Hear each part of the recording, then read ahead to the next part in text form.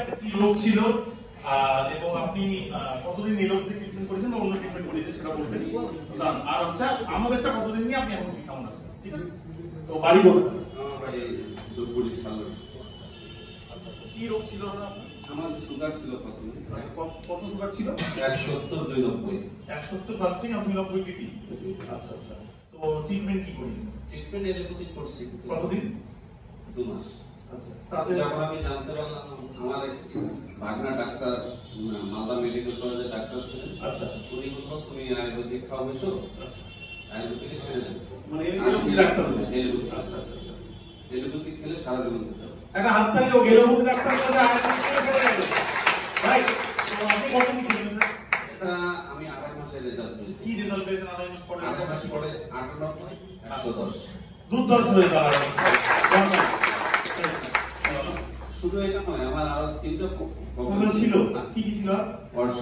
আচ্ছা, আবেগ প্রবলেম। আচ্ছা, থাইরয়েড। চিন্তা করতে পারেন এখন আমি ওকে। সুগারের জন্য খাওয়া শুরু করেছে, অর্শ, নার্ভের জন্য থাইরয়েড বৃদ্ধি করে। তো এটা আপনি ওষুধ ভাবে ভুল করবেন। এটা কোষকে ঠিক করছে, তার মানে পুরো বডিকে ঠিক করে দিচ্ছে, রোগ অটোমেটিক বিদায়। Thank you. এখান থেকে সুস্থ হওয়ার পরে আমার অনেকগুলো পেশেন্ট এখন আছে। বাহ, দারুণ দারুণ, থ্যাংক ইউ। ম্যাডাম বলতে গেছেন মুখের কাছে না? আচ্ছা, কি রোগ ছিল আপনার? স্পন্ডাইলাইটিস ছিল ঘাড়ে। আচ্ছা আচ্ছা, তো কি কি ট্রিটমেন্ট করছিলেন আপনি ওটার জন্য? একটু কাছে নিন মাইকটা, ওদিকে রাখুন। 15 লাখ খরচা হয়ে গেছে। আচ্ছা, তো এই খবরটা পেলেন? বললো যে আমি কিছু আরাম করে ব্যথা দিতে পারবো, মানে আরাম দিতে পারি, কিন্তু সুস্থ করতে পারবো না। আচ্ছা, আমি তো কথা বলেছি, ব্যাঙ্গালোরও গেছি, আচ্ছা, এবং সুস্থ কোথাও হতে পারি না। তারপরে আমি অনন্ত স্যার আমাকে ডাক্তার বলেছে আমি তোমাকে আরাম দিতে পারি, সুস্থ করতে পারবো না। তারপরে অনন্ত বাবু আপনাকে এটা দেয়। 4 বছর আমি ঘুমাই, 4 বছর আমি মানে বসে বসে কাটিয়েছি। তো অনন্ত বাবু দেওয়ার পরে কতদিন খেলেন? আমি ওনার ওষুধ মানে 10 দিন খাওয়ার পরে আমার ঘাড়ে লক ফুলে গেছে, যেটা আমি আকাশের দিকে তাকাতাম। কেউ তো আপনি এখন পুরো সুস্থ? আমি এখন পুরো সুস্থ, একদম পুরো দেখুন বেশি দেখুন সেই আপনি দেন। হ্যাঁ, থ্যাংক ইউ ম্যাডাম। 25 বছর থেকে চোখে অন্ধ ছিল। অন্ধ? একটা গাড়ি অ্যাক্সিডেন্টে হ্যাঁ, ধাক্কা লেগেছিল, বন্ধ হয়ে গেছিল। তারপর 25টা বছর অনেক ডাক্তার দেখিয়েছি, নেপাল নিয়ে গেছি, বলছে কি আপনি বরণ নিয়ে আসুন আর না আমি পাথরের চোখ বসিয়ে দেবো। আচ্ছা, তারপরে মা এই ওষুধটাই আমি পাঠাচ্ছি এখান থেকে। আচ্ছা। পাঠানোর পরে আমার মা 7 দিন খাওয়ার পরে হঠাৎ করে মা আবছা আবছা চোখ দিয়ে দেখতে পাচ্ছে। কি বলে কি? তাহলে যেখানে পাথর বসাবে সেই চোখও খুলে গেছে। সেই চোখটা দিয়ে এখন মা পরিষ্কার দেখতে পাচ্ছে। এবং আমার ভাইয়ের একটা শ্বাসকষ্ট প্রবলেম ছিল, শ্বাসকষ্ট হতো, সেটা ওর 10 বছর বয়স থেকে কান দিয়ে ব্লাড বের হতো। আচ্ছা, সেটা অনেক ট্রিটমেন্ট করাইছে, আমার বয়স 25 বছর, কিন্তু কোথাও ভালো হয়নি। এই ওষুধটা খাওয়ার পর 15 দিন পরে কানের পুঁজ বা বড় সব বেরিয়ে গেছে, বন্ধ হয়ে গেছে। আচ্ছা, এখন শ্বাসকষ্টও নেই, এখন বুদ্ধি কাজ করে। বাস দারুণ। প্রথম রেজাল্ট এখানে তোমার থেকে থ্যাংক ইউ। শেষ হচ্ছে না কিন্তু রেজাল্ট, একটা আমাদের জন্য রাখা হয়েছিল যে কত thank you madam, thank you, thank you. বলুন স্যার, তোমার কাছে আচ্ছা, কি রোগ ছিল? স্ট্রোক হয়ে গেছিল।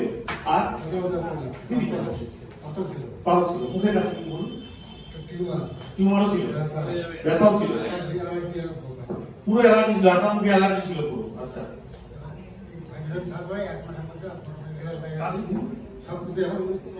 এক মাসের মধ্যে উনি আরাম পেয়েছেন এতগুলো রোগে গেছে, এখন কি একটা রোগ নেই? তো পুরো কি হোক? ক মাস খেয়েছেন টোটাল? মানে 3 মাস খেয়ে কিওর হয়ে গেছেন আপনি, ডিসিশন নিয়েছেন সারা জীবন খাবো। বাহ, দারুণ। Thank you. স্যার বলতে গেছেন। আমার নাম বিপ্লব, বাড়ি বাগডোগরা। আচ্ছা, আমি এই প্রোডাক্ট আমি নিজেকে ইউজ করতাম না, অ্যাকচুয়ালি আমাকে ইউজ করিয়েছে আমার ওয়াইফ। আর যে সময় আমি ইউজ করি আমি ছিলাম একদম সচেতন অবস্থায়, আমি কিছু জানতাম না, নিজেকেই জানতাম না আমি কে বা কোথায় আছি। আমাকে হসপিটাল থেকে নাকি পাবো মানে ফেরত দেওয়া হয়েছিল। তো বাড়িতে ছিলাম, তখন ওষুধ চলছিল। তারপর নাকি হঠাৎ করে আবার সিরিয়াস হয়ে যায়, আবার সেখান থেকে আবার হসপিটালে নিয়ে যায়। হসপিটালে নিয়ে যাওয়াতে ডাক্তার বলেছে ডাক্তার আপনাকে ফেরত দেওয়া হয়েছে, আবার কেন নিয়ে এসেছেন? তখন ওই আমার ওয়াইফ ফেরত নিয়ে আসার পথে এক মন্দির ছিল, সেখানে পাগলের মতো সে মানে ভগবানের কাছে কামনা করছে আমি কি ভুল করেছি, আমাকে এই অবস্থা দাদা হচ্ছে কেন। তখন ওখানে ভিড় জমে যায়। সেই ভিড়ের মধ্যে এক ভাই কেউ ছিলেন মরিঙ্গলিয়ান, তার জন্য আমি একবার হাতটা চেয়ে নেব। সেই মহাপুরুষ যদি ওখানে উপস্থিত না থাকতেন বা এই প্রথম শ্রেণী মানে ভগবান তুল্য মানুষের আছেন, তারা যদি এই আবিষ্কারটাকে সংগ্রহ না করতেন ঠিক সময় মতো, হয়তো আমি পেতাম না, আমার ওয়াইফ পেত না, আমি পেতাম না, আমার হয়তো বাঁচাও হতো না, আপনাদের সামনে তো থাকতেও মানে আজকে আসতে উপস্থিত পারতাম না। তখন আমি ছিলাম কোমাতে, আমাকে ইউজ করানো শুরু করে দেয়। আর ইউজ করাতে মোটামুটি 40 দিনের পরে আমাকে জ্ঞান ফিরে পাই আমি। আর তখন আমি নিজেকে মনে হলো যে ঘুম থেকে উঠলাম 40 দিন পরে। আমি উঠে বাইরে গিয়ে দেখি ওয়াইফ কিচেনে রান্না করছে, আর আমি ওকে গিয়ে বলি তুমি কি করছো? তখন ও কানে মানে একদম চোখে জল আমাকে ধরে বলছে তুমি কি করে দাঁড়ালে? এই অবস্থাতে আমি ওকে যখন জিজ্ঞাসা করি কি হয়েছিল আমার, তখন আমাকে খুলে বললো যে 40 দিন আগে অ্যাক্সিডেন্ট হয়েছিল আর তোমার এই অবস্থা ছিল। তার আগে আমি যখন সুস্থ ছিলাম 2018 সাল থেকে 16 সাল থেকে আমার সুগার ছিল। আগে ইনসুলিন নিতাম, আরো অনেক ওষুধ ছিল, তো সেই অসুখগুলো কিন্তু এখন ঠিক হয়ে গেছে। এখন আর ইনসুলিন নিতে হয় না, আর কোনো ওষুধও খেতে হয় না। মাথাতে আঘাত লেগেছিল, সেই আঘাতও আপনারা এখন বললেন 80% ব্লকেজ হয়েছিল মাথার মধ্যে, ক্লটিং, সে এখন ক্লটিং নেই। গত বছর নর্থ বেঙ্গল নিউরো সেন্টার থেকে আমার পুরো বডি চেক আপ করা হয়েছে, সব এখন কোনো প্রবলেম নেই, সব ঠিক আছে এখন। আর আমি আজকে গতকাল বরগুনা থেকে নিজে গাড়ি চালিয়ে এসেছি।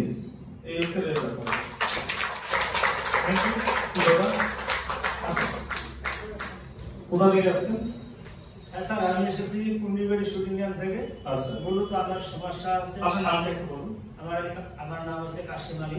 কি প্রবলেম ছিল? আমার প্রবলেমটা ছিল শ্বাসের সমস্যা ছিল, একটু জোরে করে যদি হাইটে যেতাম কোথাও গিয়া, সেখানে গিয়া আর কারোর সাথে কথা বলতে গিয়া খুব ছোট ছোট করে কথা বলতে হয়, আমার শ্বাসের এমন প্রবলেম ছিল। তারপরে হচ্ছে গ্যাসের সমস্যা তো আছেই, আর দীর্ঘদিন থেকে ছিল আমার অশ্বর, বছরে হয়তো 4 থেকে 5 বার ব্লাড করতো, ওষুধ খাইতাম, গুড়িয়া ডাক্তারের কাছ থেকে ওষুধ খাইতাম, হাতুড়ি ডাক্তারের কাছ থেকে ওষুধ খাইতাম, কিন্তু এর কোনোদিনও সমস্যা হয় নাই। যখন খাইতাম তখন ব্লাড করাটা বন্ধ হয়ে যায়, কিন্তু এর যে একটা সমস্যা কষ্ট কাটিয়ে সেটা কিন্তু আসেই। তো এবারে আমি মরিঙ্গোর ওই জয়জিনটা আর ফাইব্রেশনটা যখন খাইলাম, ঠিক 28 থেকে 30 দিনের মধ্যে আমার সর্বপ্রথম যেটা আছে, আমার কিন্তু কাশি আসবে, প্রচন্ড ভাবে কাশি আসলো। কাশি আসার পরে আমার কফটা এমন ভাবে বের হইতেছে যে আমি যে কফটা ফেলবো আমাকে কেমন ঘৃণা লাগতেছে, বাড়ির যদি কাউ দেখে তো হয়তো তারা বমি করে ফেলবে। তাই এই 2-3 দিনের মধ্যে এত কফ বের হয়েছে।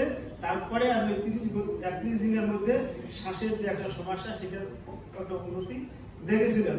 তারপরে হলো আমার কতদিনে, প্রায় 35 দিনের মধ্যে হলো পাতলা পায়খানা, 12 থেকে 14 বার এই 4 থেকে 4.5 ঘন্টার মধ্যে পায়খানা করেছি। পায়খানা এমন কালার বের হয়েছে যে আমি নিজেও ভাবতেছি আমার পেটে এগুলো ছিল কি করে।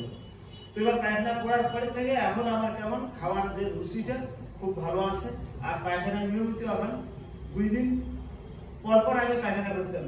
যদি কোনো আত্মীয় বাড়িতে যাই আর পায়খানার অবস্থা যদি খারাপ থাকে তো 2-3 দিন 4 দিনও আমি পায়খানা করতাম না। এখন যেটা আমি পায়খানা করতেছি প্রতিদিন 2 বার করে আমার পায়খানা হয়। আর এর আগে একদিনে 1 বার পায়খানা হয়, কিন্তু তারপরে যদি কোনো সমস্যা থাকে ওই দিনের পায়খানা স্টপ, হয়তো তারপরে আরো 2 দিন হবে। এখন কেমন আছেন আপনি? এখন প্রতিদিন পায়খানার বিষয়টা যেটা আছে ক্লিয়ার আছে, পায়খানা 2 বার করে পায়খানা করি মূলত। এবার এই হচ্ছে আমার সমস্যা। এবার সমস্যা থেকে আমার প্রায় চলছে জানুয়ারির মাঝামাঝি থেকে আমি খাওয়া শুরু করছি, আর সেটা যে ফেব্রুয়ারির মাঝামাঝি পর্যন্ত আমি সুস্থতা বোধ করতেছি এই মরিঙ্গো খেয়ে। তা আমার একটা কথা বলার খুব শখ আছে, আপনারা হয়তো শুনবেন কিনা। তো ঘটনা আছে, আজকে আমি এটা ভাবতেছি কুচবিহার জেলার মানুষের জন্য আজকে ধীমান বসুনিয়ার মতো লোক, আরো যারা আপলাইনে যারা আছে, তারা যে কেন যে ভাবলেন যে কুচবিহার জেলাটাকে রোগ মুক্ত একটা সমাজ গড়তে হবে, এই চিন্তা ভাবনা তাদের মাথায় যে ভগবান বা আল্লাহ ঈশ্বর কি করে দিল, সেটাই কিন্তু আমার প্রত্যেকের একটা ভাবনা।